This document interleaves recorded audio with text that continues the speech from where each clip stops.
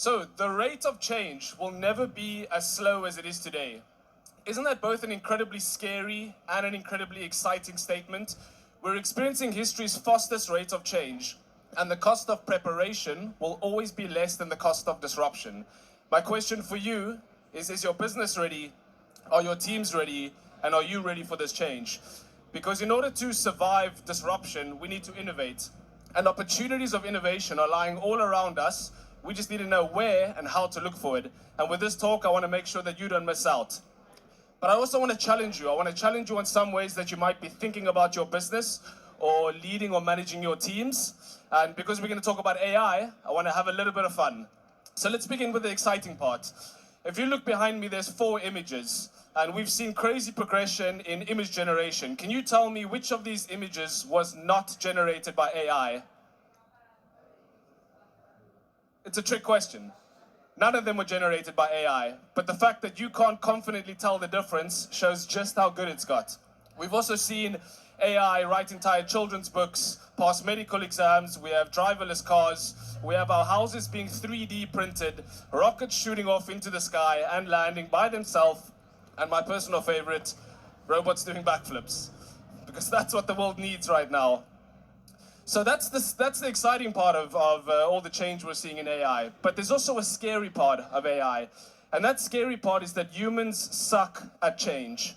You see, neuroscience tells us that the brain perceives change or uncertainty as physical pain, and therefore we instinctively try to avoid it. Plus, change can be very uncomfortable. They say that change is like seeing your parents at a nudist beach. It's a little bit uncomfortable. And yet, to run a mini experiment of how we experience change, can everyone cross their arms for me? So cross your arms as you normally would. Now do me a favor and cross it the other way. What you notice firstly is it's a little bit difficult, and also when you get it right, it's a little bit uncomfortable, and that's how we experience change.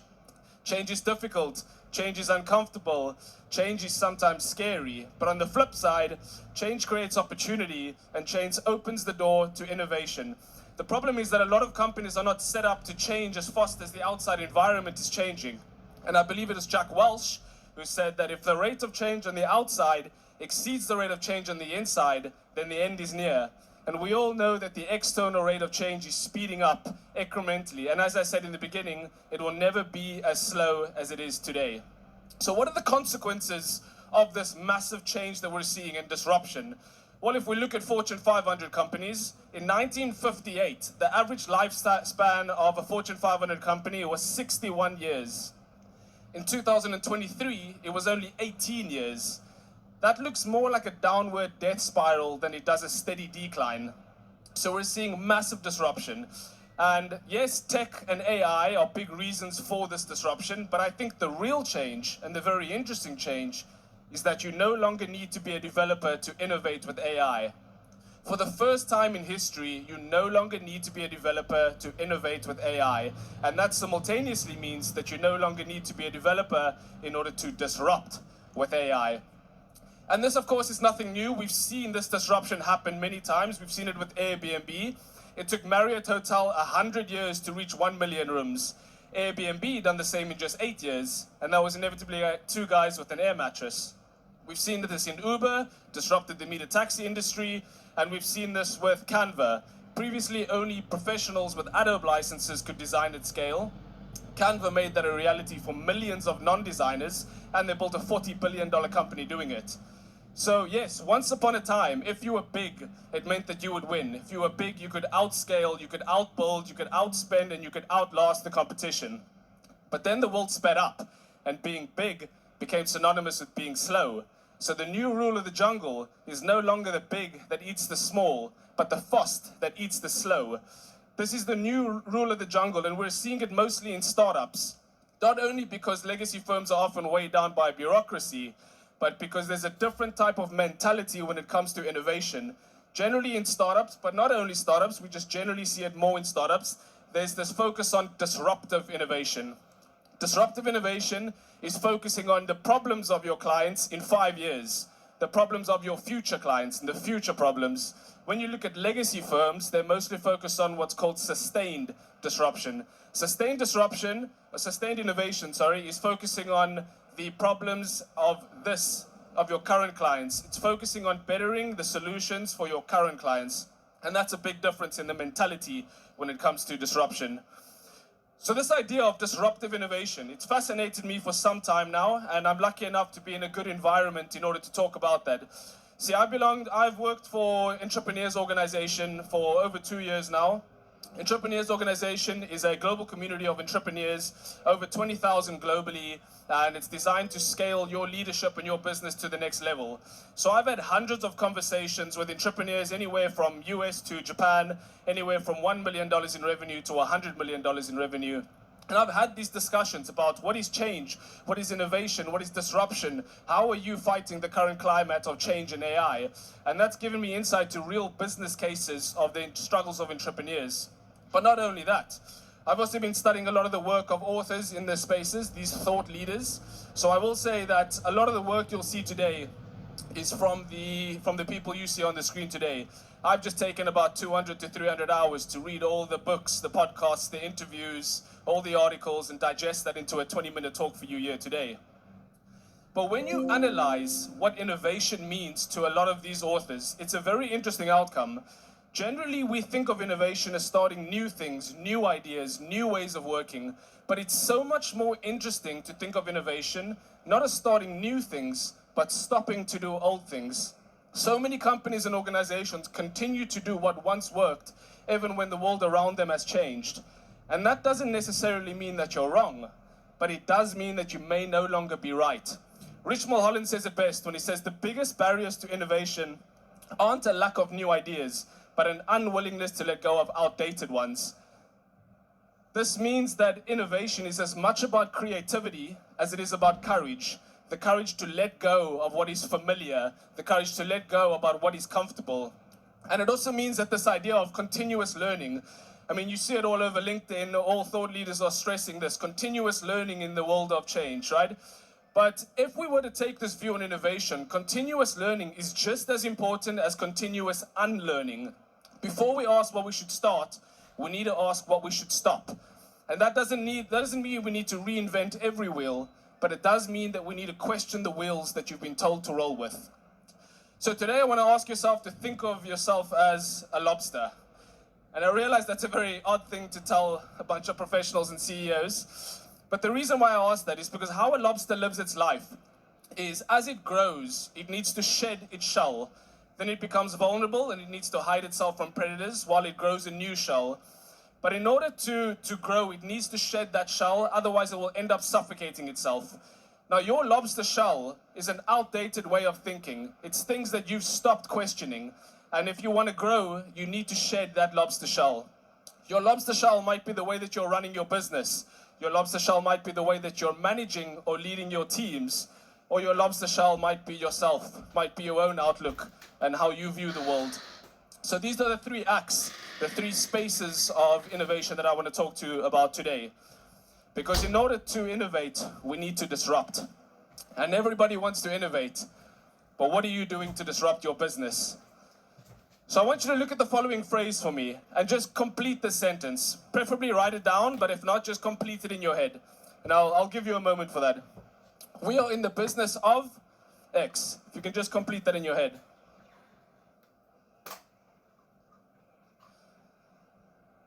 Now think to yourself, how did you answer that question? Did you answer that question by A, what your business does, or B, the problem that your business is trying to solve? Because how you answer that question very much depends on whether you open yourself up or close yourself off to innovation. And nowhere is this more true than in the ice business. In the late 1800s, how they got ice was they'd have to venture out into a cold city and they had to wait until winter and they would hack out massive blocks of ice. That's how people got ice. If you asked these guys what innovation meant, they would have told you sharper saws, stronger horses, bigger sleighs. 30 years later, we have ice factories. Now we don't need to wait until winter. You can have ice all year round, delivered to your door by the ice delivery boy. All right, amazing technology. 30 years later, we have the refrigerator business. All right, explosion in technology. Now you can produce ice whenever you want at the push of a button right in your very own home. Amazing technological revelations. We take it for granted today, but back then it was amazing technology. But the interesting thing about the story is not the technology, it's the fact that none of the ice harvesters transitioned into the business of ice factory workers, and none of the ice factories transitioned into the refrigerator business. Why is that? Why did every industry disrupt the previous one? Turns out it has a lot to do with how you identify what you do. The ice harvesters thought they were in the business of cutting ice. That was what they done. It wasn't why they done it. The ice factories thought they were in the business of freezing water. Again, that was what they done. It wasn't why they done it. The real value was never ever about ice. It was about keeping things cold. That was the value. That was the problem that they were trying to solve. And the lesson there is that if you define your business by what you do, you lock yourself into a dying industry. It keeps you trapped on the initial curve, and you close yourself off to identifying the fact that the world has changed around you, and maybe the problems of your clients have as well.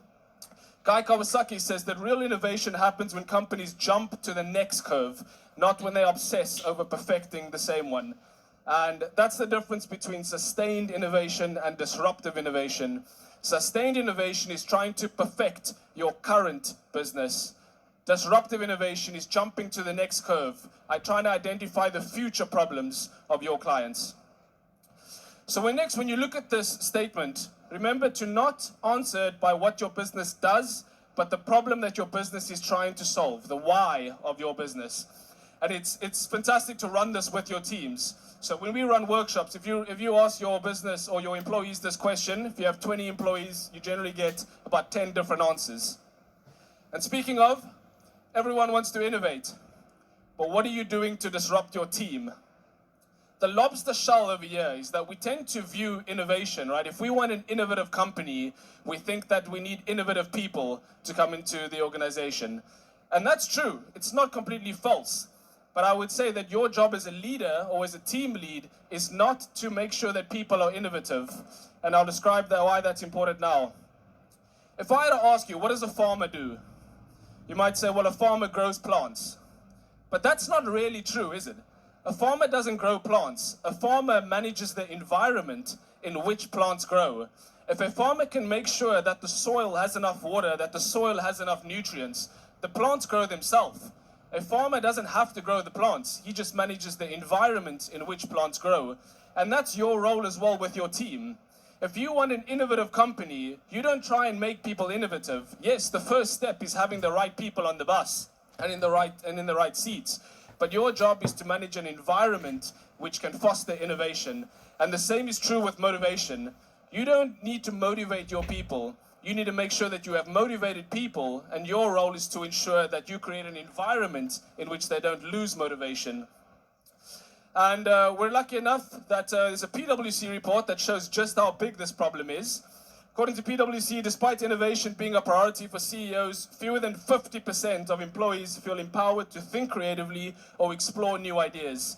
That's a PwC report that was released in 2024, so just 1 year ago. And that's a shocking figure. And that doesn't mean that CEOs are not clever people. But ask yourself, how are you rewarded? How are you incentivized as a CEO, as a team lead? Are you incentivized by creating results and preventing failure? Or are you incentivized by the effort you put in? Because CEOs are often incentivized for preventing failure. Innovators are incentivized for learning from it. And there's a massive difference over there. Because in order to innovate, we need to experiment. And experimentation, by definition, means that you don't know what the results are going to be. So we may very well need to reframe how we define success within our companies. According to Richard Branson, innovation happens when people are given the freedom to ask questions and the resources and power to find the answer. And that may very mean that we also need to transform how we think about authority and how we think about responsibility within our companies. There's a fantastic term that I want to lean on for this. It's creating a culture of intrapreneurship. intrapreneurship. This is something we practice within our own organization, and it's the combination of two terms, internal and intrapreneurship. It's the successful adaptation of intrapreneurial attitudes and strategies inside of a bureaucratic organization. And as a leader, that means that you hire for curiosity, not just credentials. You reward good questions, not just good answers. And you give your team problems to solve, not processes to follow. And lastly, when we look at innovation, we often look outwards. It's so important to look inwards as well. We talk about a type of internal innovation because everyone wants to innovate, but what are you doing to disrupt yourself? So the limiting belief or the lobster shell we have over here is that we have this saying that knowledge is power, and I want to call bullshit on that. Knowledge is at best potential power. Knowledge plus action is where the power comes from. And action never does really follow knowledge, right? If action followed knowledge, we'd all have a six-pack. We all know what it takes to have a six-pack. We know what we need to eat, we know we need to exercise, but very few of us actually do it.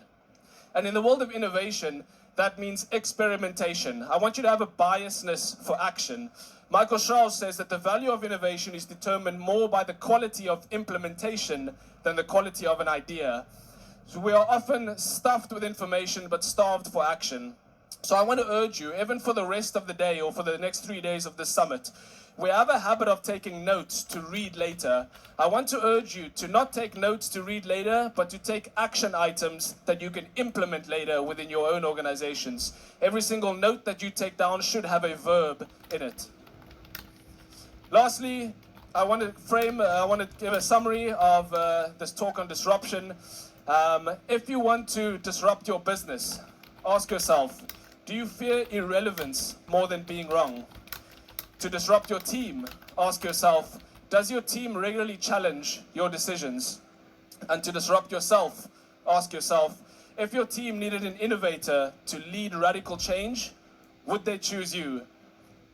And if your answer to any one of those questions isn't a hell yes, then I'd love to come and talk to you and your teams about how we can foster a culture of innovation and how we can start to be the storm, not just try and survive it. Thank you.